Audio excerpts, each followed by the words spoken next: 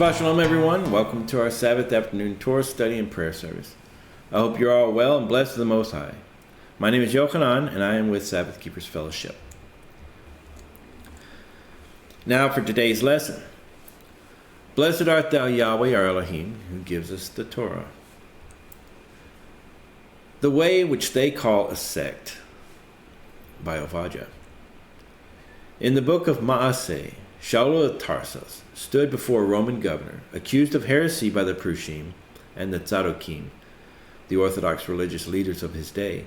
Under oath he had this to say, "And this I confess to you, that according to the way which they call a sect, so I worship the Elohim of my fathers, believing all that has been written in the Torah and in the prophets, having a hope in Elohim, which they themselves also wait for, that there is to be a resurrection of the dead, both of the righteous and of the unrighteous." Shaul was not being accused of inventing a new religion called Christianity, but of supporting a deviant new sect of Judaism that was quickly growing and threatening its long-established traditions and leadership. Being under oath, the first thing Shaul did was dispute the claim that the way was anywise new or only a sect, avowing that it was in truth the ancient and original faith of Abraham, Yitzchak, and Yaakov, which was written of in the Torah and the prophets. What is the truth of this claim he made? What support is there for it in Scripture? And what, if anything at all, does it mean for us today?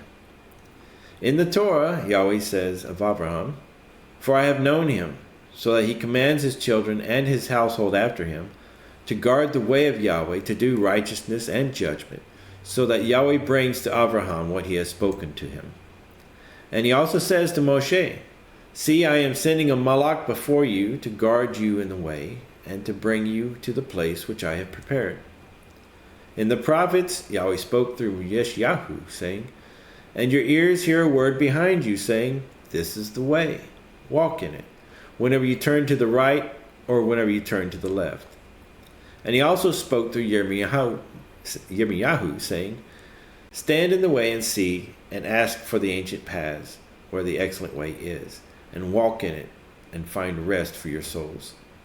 These are only a few of the witnesses in the Torah and the prophets to which Shaul referred concerning the way in his testimony. There are many others. Yet even the patriarchs themselves were not there at the beginning of the way.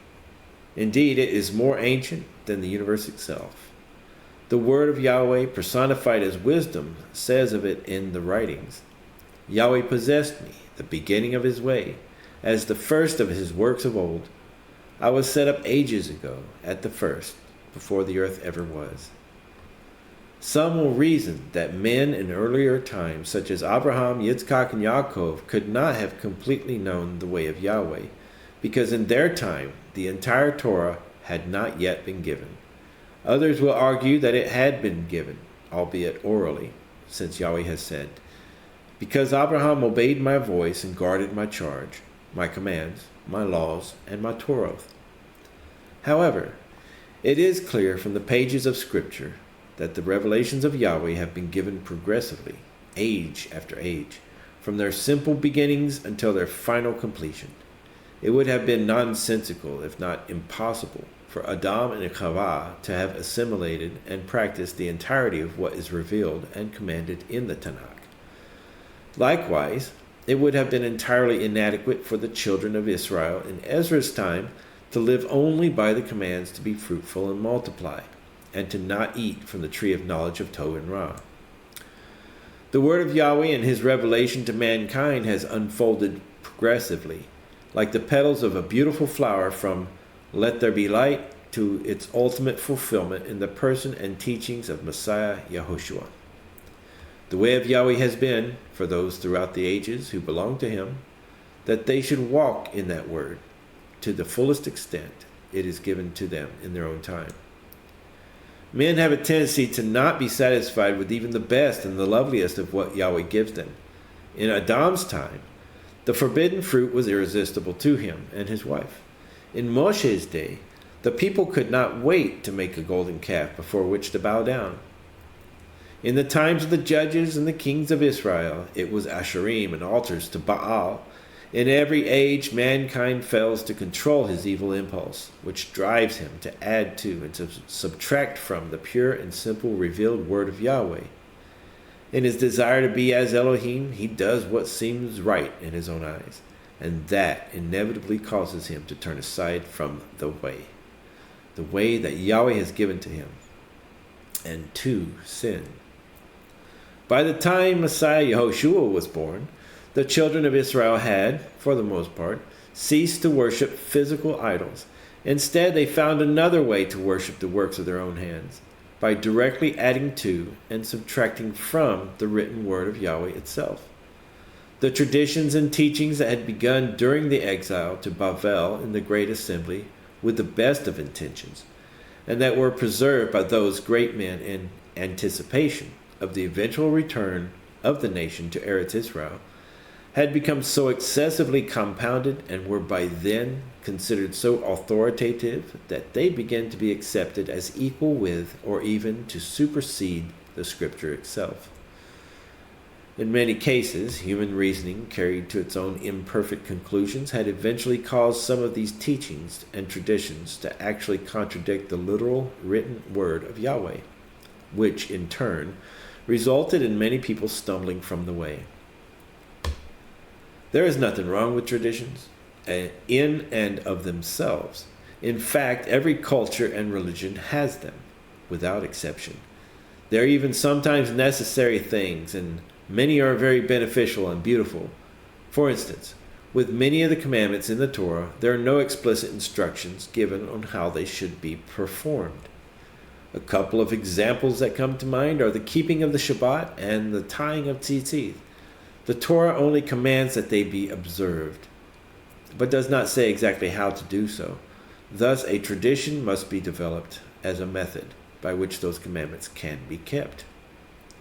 A problem occurs when, for whatever reason, men carelessly create or compound their traditions, adding rule upon rule until they reach a point where they run afoul of the very commandments those traditions were originally intended to enable and protect.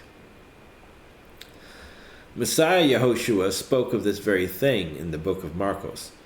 Then the Prushim and the Sopharim asked him, "Why do your Talmudim not walk according to the traditions of the elders, but eat bread with unwashed hands?" And he answering said to them, "Well did Yeshayahu prophesy concerning you hypocrites, as it has been written, these people respect me with their lips, but their heart is far from me. And in vain do they worship me, teaching the fear of me by the commandments of men. Forsaking the command of Elohim, you hold fast to traditions of men."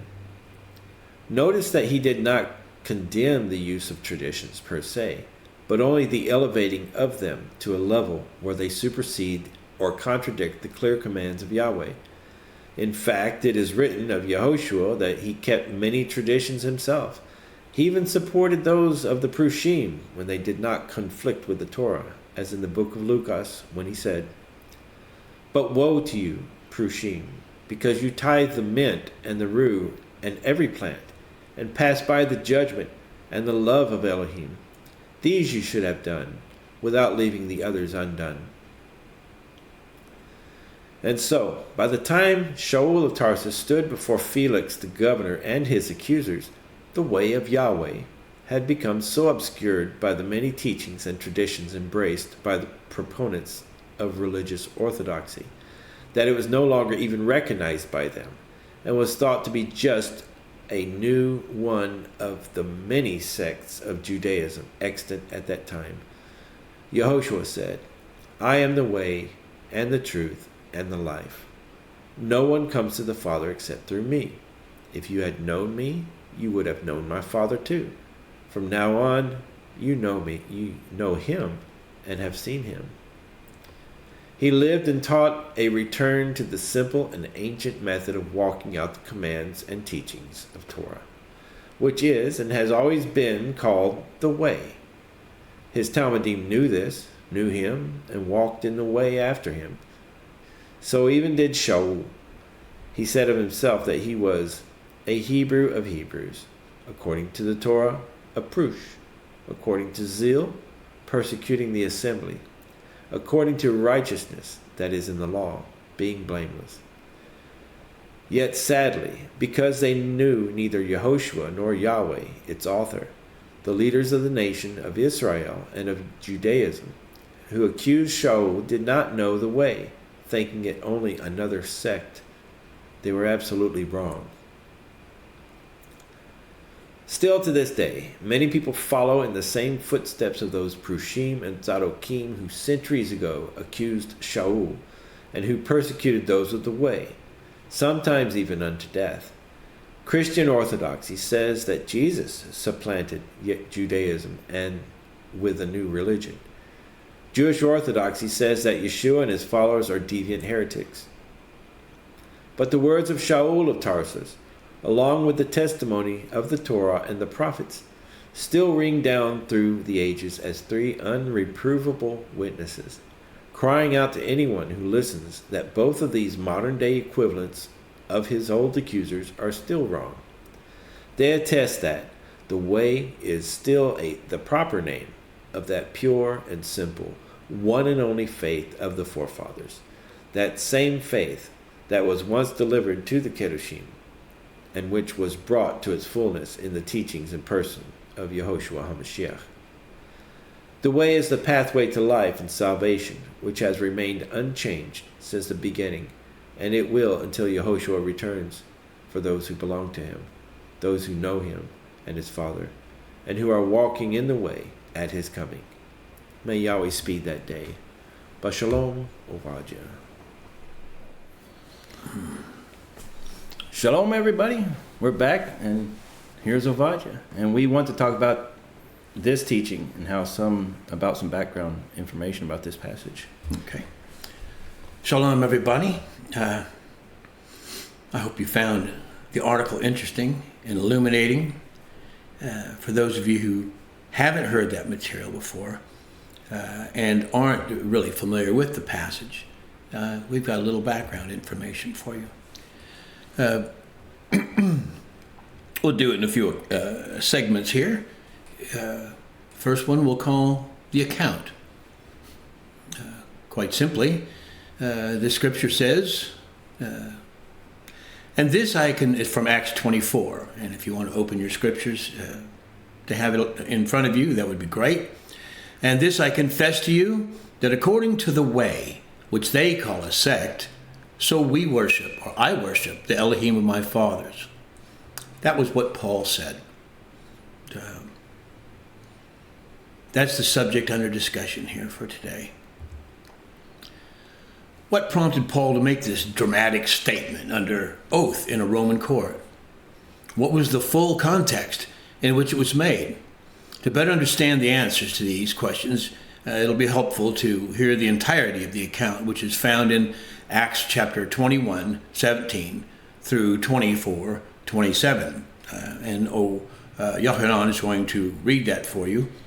I think it necessary to get full understanding. Okay. So the account, Acts 21, 17 through 24. Blessed art thou, Yahweh, who gives us the writings of the apostles. Amen. Chapter 21. And when he had arrived in Jerusalem, the brothers received us gladly. And on the following day, Shaul went in with us to Yaakov, and all the elders came. And having greeted them, he was relating one by one what Elohim had done among the nations through his service. And when they heard it, they praised the master. And they said to him, You see, brother, how many thousands of Yehudim there are who have believed, and all are zealous for the Torah. But they have been informed about you, that you teach all the Yehudim who are among the nations to forsake Moshe, saying, not to circumcise the children, nor walk according to their practices. What then is it? They shall certainly hear that you have come, so do this, what we say to you. We have 4 men who have taken a vow. Take them, and be cleansed with them, and pay their expenses, so that they shave their heads. And all shall know that what they have been informed about you is not so, but that you yourselves also walk orderly, keeping the Torah. But concerning the nations who believe, we have written and decided that they should keep themselves from what is offered to idols, and blood, what is strangled, and whoring. Then Shaul took the men on the next day, and having been cleansed with them, went into the set-apart place to announce the completion of the days of separation, until the offering should be presented for each one of them. And when the 7 days were almost ended, the Yehudim from Asia, seeing him in the set-apart place, were stirring up all the crowd, and they laid hands on him, crying out, "Men of Israel, help!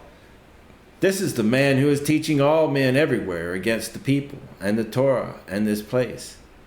And besides, he has also brought Greeks into the set-apart place and has profaned this set-apart place, because they had previously seen Trophimus and the Ephesian with him in the city, whom they thought that Shaul had brought into the set-apart place.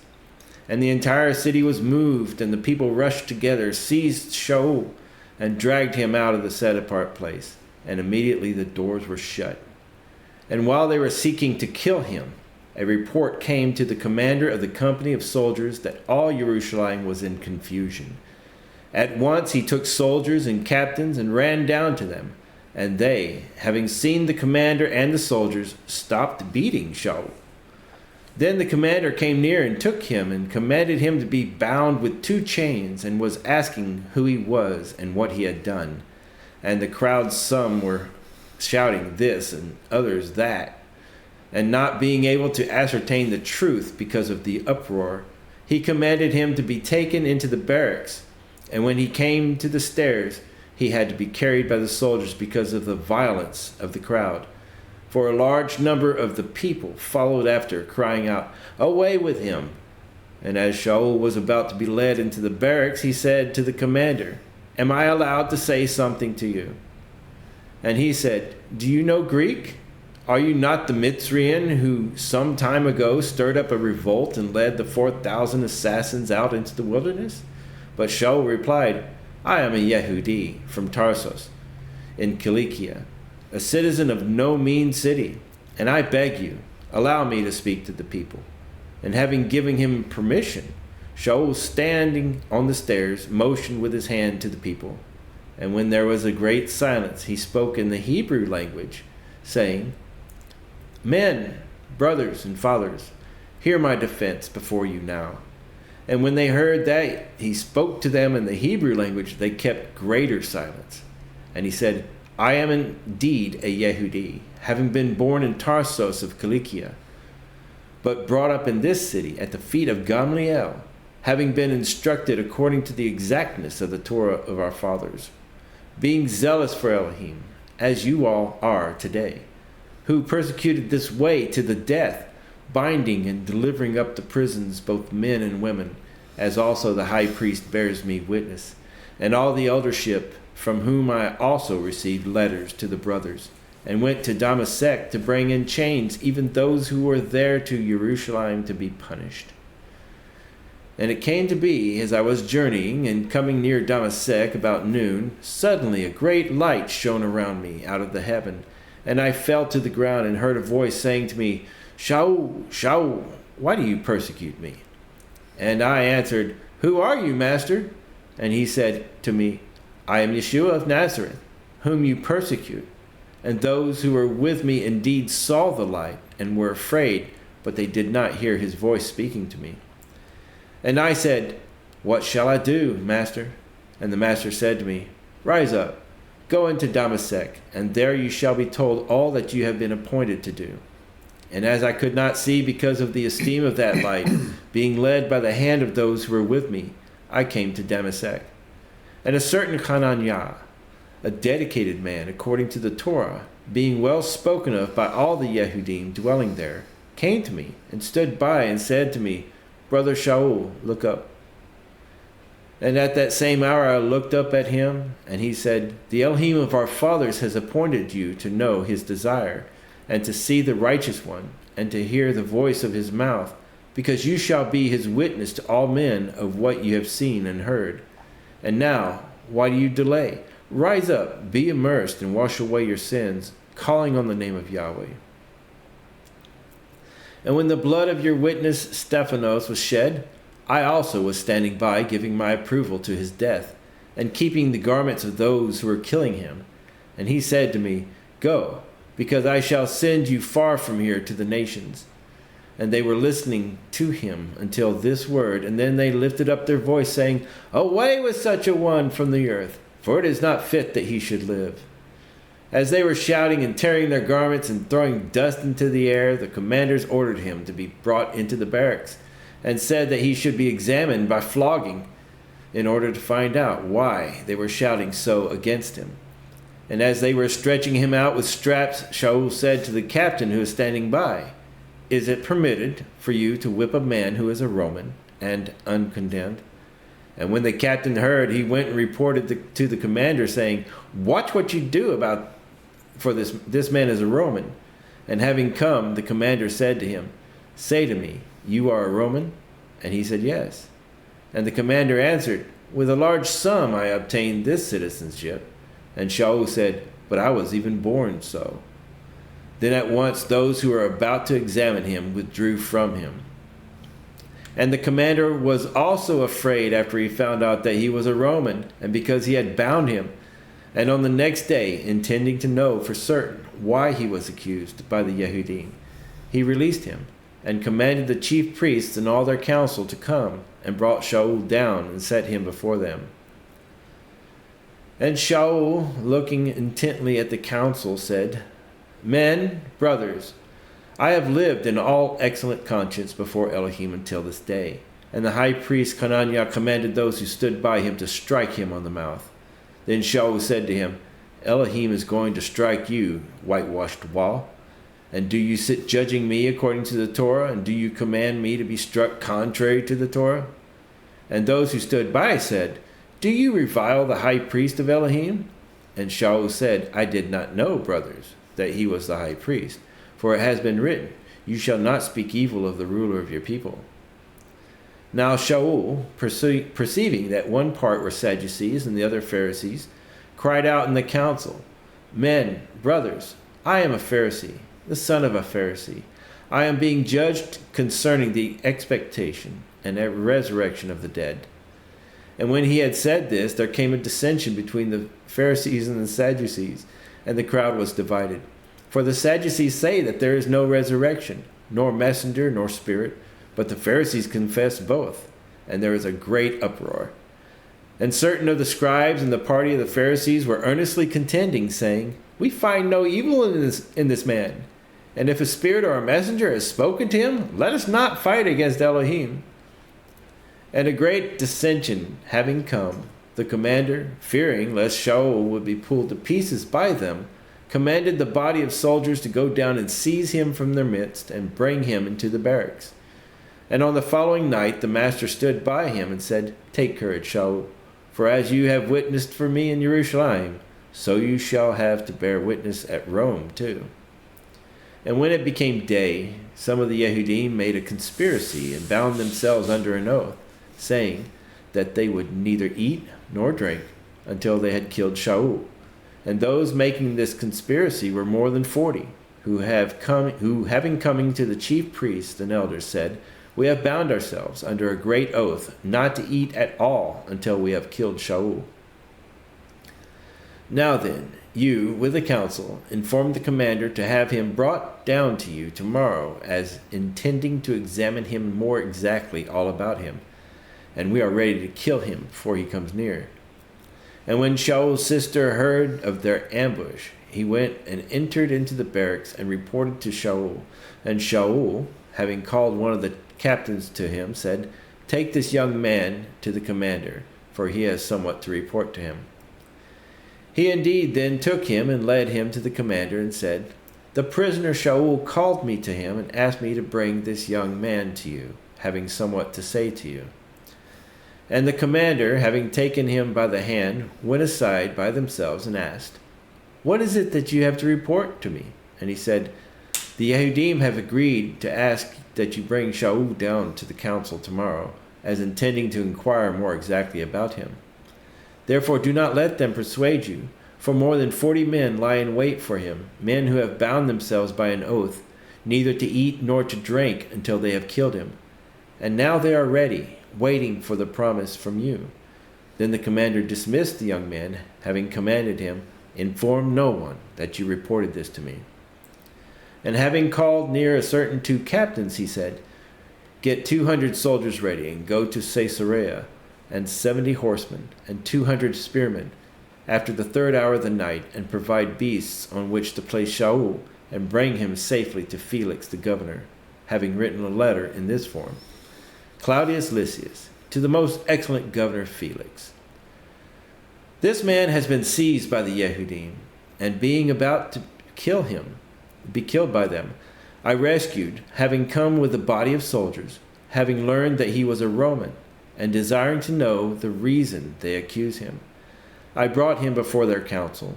I found out that he was accused concerning questions of their Torah, but there was no charge against him deserving death or chains. And when I was informed that there was to be a plot against the man by the Yehudim, I sent him immediately to you, having also commanded his accusers to state before you the charges against him. Be strong." So the soldiers, as they were commanded, took Shaul and brought him by night to Antipatris. And on the next day they left the horsemen to go on with him, and returned to the barracks, who, having come to Caesarea, and delivered the letter to the governor, they also presented Shaul to them. And the governor, having read it, and having asked of what province he was, and being informed that he was from Cilicia, said, "I shall hear you when your accusers arrive also." And he commanded him to be kept in Herodes' place. And after 5 days, the high priest Conaniah came down with the elders, and a certain speaker, Tertullus, and they brought charges against Shaul before the governor. And when he was called upon, Tertullus began to accuse him, saying, "Having obtained great peace through you, and reforms being brought to this nation by your forethought, we accept it always and in all places, most excellent Felix, with all thanks. But in order not to hinder you any further, I beg you to hear us briefly in your gentleness. For having found this man a plague, who stirs up dissension among all the Yehudim throughout the world, and a ringleader of the sect of the Nazarenes, who also tried to profane the set-apart place, and whom we seized, and wished to judge him according to our law. But the commander Lysias came along, and with much violence took him out of our hands, commanding his accusers to come to you. And by examining him yourself, you shall be able to know all these matters of which we accuse him." And the Yehudim also agreed, maintaining that these matters were so. And when the governor had motioned him to speak, Shaul answered, "Knowing that for many years you have been a judge of this nation, I gladly defend myself, seeing you are able to know that it is not more than 12 days since I went up to Jerusalem to worship. And they neither found me in the set-apart place disputing with anyone, nor stirring up the crowd, either in the congregations or in the city, nor are they able to prove the charges of which they now accuse me. And this I confess to you, that according to the way which they call a sect, so I worship the Elohim of my fathers, believing all that has been written in the Torah and in the prophets, having a hope in Elohim, which they themselves also wait for, that there is to be a resurrection of the dead, both of the righteous and the unrighteous. And in this I exercise myself to have a clear conscience towards Elohim and men always. And after many years I came to bring kind deeds to my nation and offerings, at which time certain Yehudim from Asia found me cleansed in the set-apart place, neither with a crowd nor with a disturbance, who ought to be present before you to bring charges if they have any matter against me. Or else, let these themselves say if they found any wrongdoing in me while I stood before the council, other than for this one declaration which I cried out, standing among them, concerning the resurrection of the dead, I am being judged by you today. And having heard this, having known more exactly about the way, Felix put them off, saying, When Lysias the commander comes down, I shall decide your case. And he ordered the captain to keep Shaul and to have ease, and not to forbid any of his friends to attend to him. And after some days, when Felix came with his wife Drusilla, who was a female Yehudi, he sent for Shaul and heard him concerning the faith in Messiah. And as he reasoned about righteousness and self-control and the judgment to come, Felix became frightened and said, "For the present, go, and when I find time, I shall send for you." At the same time, too, he was anticipating that money would be given to him by Shaul, that he might release him. Therefore he sent for him more often and conversed with him. But after 2 years had passed, Porcius Festus succeeded Felix, and wishing to do the Yehudim a favor, Felix left Shaul bound. Okay then. I know that was a lot of material. But to understand this subject fully, it needed to be heard. And even if many of you are familiar with it, maybe you haven't read it recently or thought of it in this context. Today's teaching and the backstory behind it reads like a dramatic novel or a TV series. It's full of heroes and villains, twists and turns in its plot, along with complex background details and personal agendas of all the players. So I thought it might be of a help for us to get to know them a little bit better. The players, Hananiah, this being the Kohen Hagadol Hananiah. There's another Hananiah mentioned in the account, which is not the same person at one point. Hananiah ben Nadveh was his name, and he presided over during the trials of Paul at Jerusalem as Kohen Hagadol during that period. Tertullus, the speaker, as he's called in the account in Acts, was probably a lawyer. He was a mouthpiece, a speaker, who was employed by the Jews to state their case against Paul in the presence of Felix, obviously in the Greek language. The charges he raised against the Apostle Paul were essentially threefold. Number one, that he created disturbances among the Romans throughout the empire, which is an offense against the Roman government. Two, that he was a ringleader of the sect of the Nazarenes, as they called them, disturbing the Jews in the exercise of their religion, which is guaranteed by the Roman state, and introduced new deities, which was prohibited by Roman law. Number three, that he attempted to profane the temple, a crime which the Jews themselves were permitted to punish. So, as a lawyer, Tertullus was the person who formally brought the charge before the Roman court.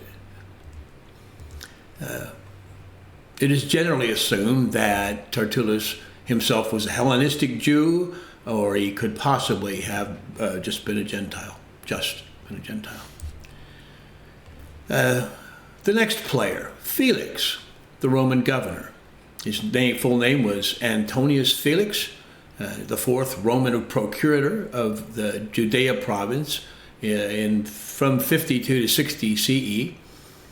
He was well acquainted with the followers of Yeshua and the Way, as his wife, Drusilla, was the daughter of King Herod Agrippa I, who had beheaded the apostle Yaakov Hatzadik, James the Righteous, and had arrested Shimon Kepha, Simon Peter. So he knew of the followers of Yeshua.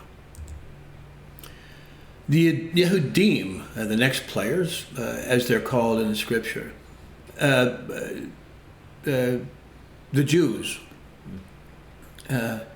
These, and when this term is used in scripture, most prominently in the writings of the apostles, it's a general term for the whole of the Jewish religious leadership of Yeshua's time. You might say, as a whole, the Pharisees, the Sadducees, and the scribes, and other prominent groups, and their leaders. When it says the Yehudim, that's generally who it's talking about. The Nazarenes are mentioned in this account. That's who Tertullus says that Paul is, a Nazarene. In Hebrew, Notzrim, a term used by outsiders referring to a first century sect of Jewish followers of Yeshua who continued to observe the Torah, in contrast to most Gentiles who later eschewed Torah observance. That's the general group that Paul was being accused of belonging to, although he neither confirmed nor denied that. The next player, Lysias, his name was Claudius Lysias. He was a Roman tribune and the commander, a chiliarch, of a Roman garrison, a cohort, which is cohort, chiliarch translates commander of 1,000 men. So he was no small figure, and he was in charge in Jerusalem. The barracks referenced in connection to Lysias and his cohort are references to the Tower of Antonia, which directly adjoins the temple complex. It was rebuilt by Herod the Great from a previous structure, and he named it after Mark Antony. Those are the major players, and as you heard, it was quite a complex plot. There's a lot going on here. How about the venue? The venue was it was in the fall of 57 CE, or AD if you wish. Paul appeared before the Roman governor, Antonius Felix, at Caesarea, probably at the Roman Praetorium in that city. Part of that structure is still extant now in Israel.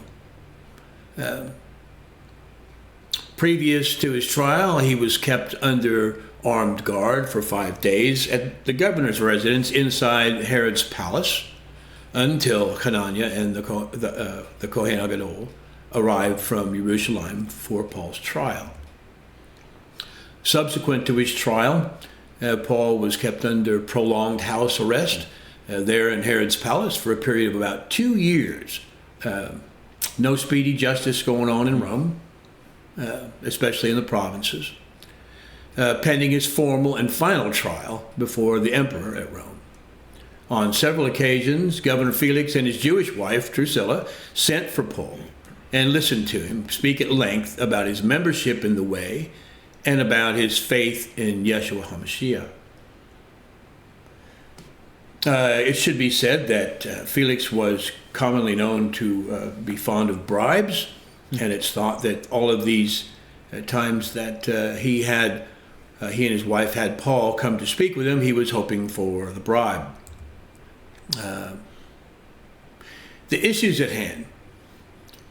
3 main charges against Paul, as previously stated, were the primary issues at hand for the Jewish leadership and the Roman government, to which Paul added in his defense the claim that it was his religious affiliation with the Way and his belief in the resurrection that was truly their underlying problem with him. So the conclusion. Paul professed under oath that he was a follower of the Way, which they call a sect. So I worship the Elohim of my fathers, believing all that has been written in the Torah and in the prophets. That's what he said. Regardless of what outsiders and others labeled him, this was his only profession of faith, which he also deemed the faith of his fathers, the patriarchs of Israel, and the disciples of Yeshua HaMashiach. So, that's the account, the statement of the case, the teaching article.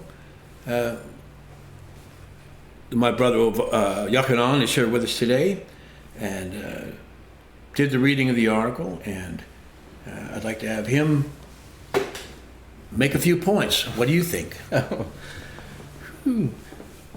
a lot of stuff in this one passage here. So then, well, how about the name of the faith once delivered to the Kedoshim? Kedoshim being saints. Okay. What about the name once delivered to the Kedoshim, the saints? What was the name of that group that they belonged to? Obviously, they were called the Way. the way, Haderach in Hebrew. That's correct. And it's found throughout the scriptures. And as a matter of fact, we have a number of other articles under that heading that explain it and show the scriptures concerning the way in more detail.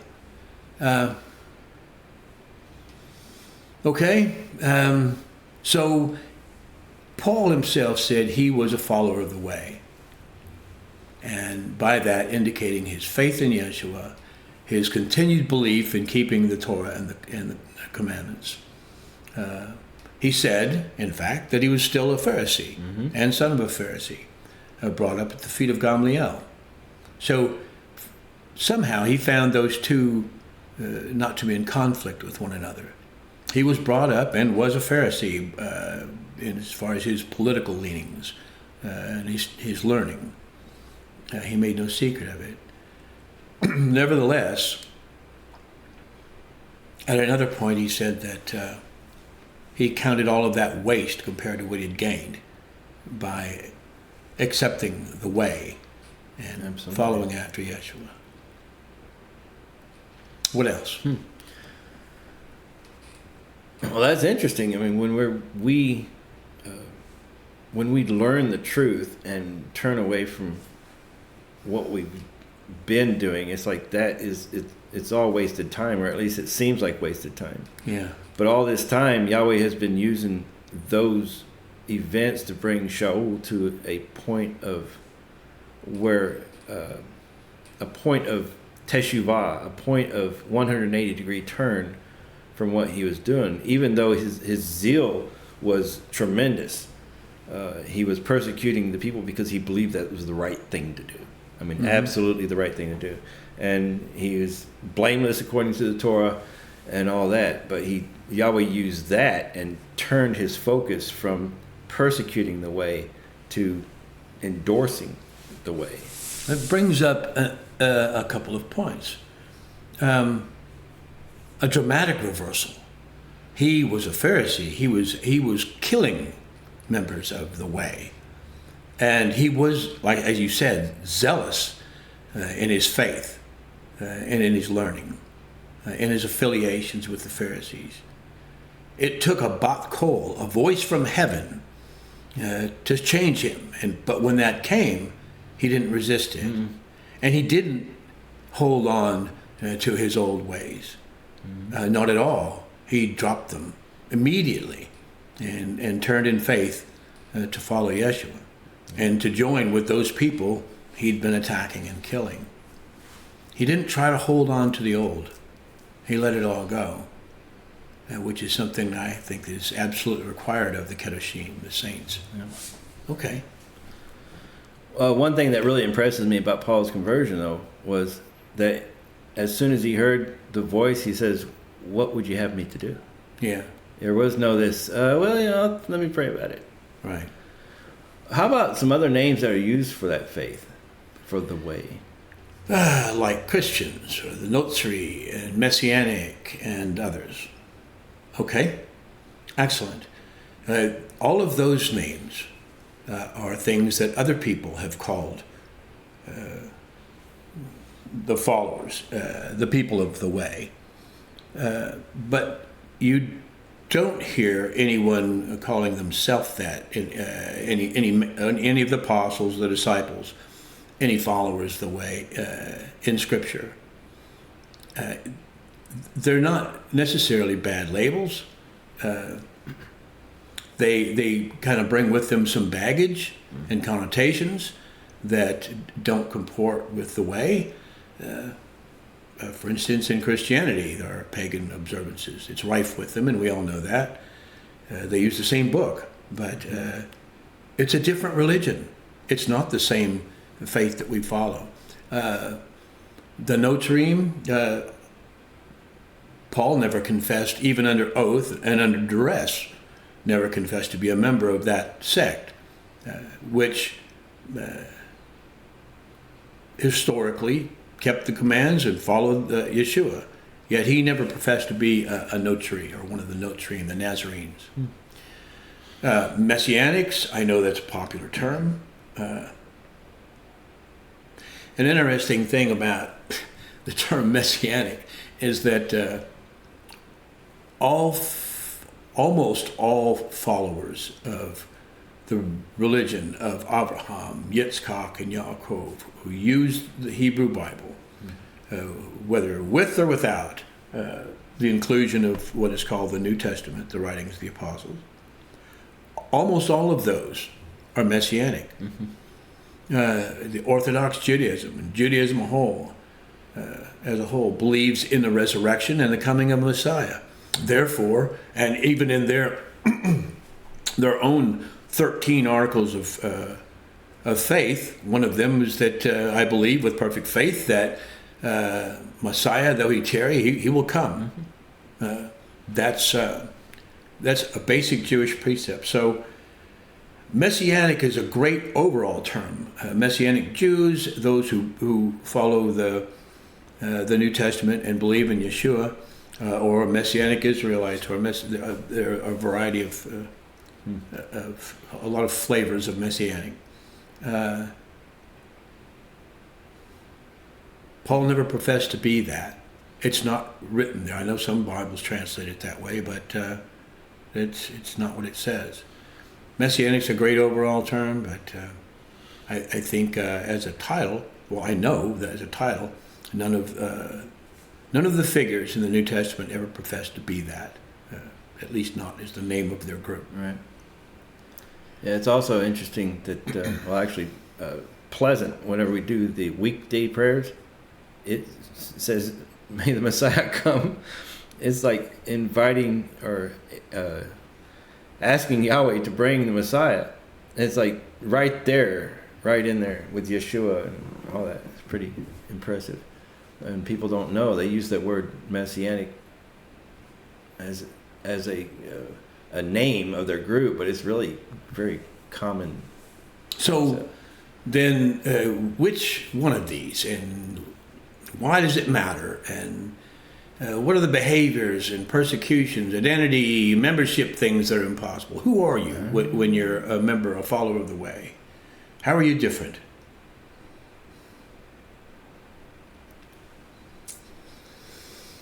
Well, first thing that comes to mind is the commandments of Moshe and this testimony of Yeshua. Right. It's said in two places, the book of Chazon, Revelations, that those who are his at his coming will be those who keep the commandments of Elohim and have the testimony of Yeshua HaMashiach. It doesn't say some of the commandments or only these commandments. It says the commandments of Elohim in their entirety. There's also that promise of persecution and enduring, being steadfast in the faith and getting off the fence, and Yeshua had a lot to say about that. Right. So the followers of the way can expect to undergo persecutions. Yeshua said that they did it to him first. Don't be surprised. Right. So that should be expected. It also should be expected to be a small group. It won't be a mega church. It won't have millions of followers. He called it the little flock. Many are called, few are chosen. And so identity and membership in this group, how can that be identified? How can you tell? They keep the commandments of the Most High. They have the testimony of Yeshua. They live in communities according to the Torah, whether it be an electronic one, online, or physically. Somehow they live as best they can together as a people. In the New Testament, in the writings of the apostles, you see no different. They lived together and they submitted to one another, and they submitted to their judges, whoever was in that position within the community. Right. So you should be able to identify them that way. And the love you have for one another. The love you have for one another, more than anything. This they'll know that you're my disciples, that you have love for one another. Absolutely. Okay. So, what's in a name? According to Paul, under oath, in court, a Roman court. He professed to all the world that he was a follower of the way. He's not the only one to have done so, contrary to popular belief. And in coming articles and recordings, we'll get to that and discuss that. Mm-hmm. So, that concludes the basic lesson today on this teaching. I hope you all learned and benefited from it, as always. And it's been our privilege, as always, to bring it to you.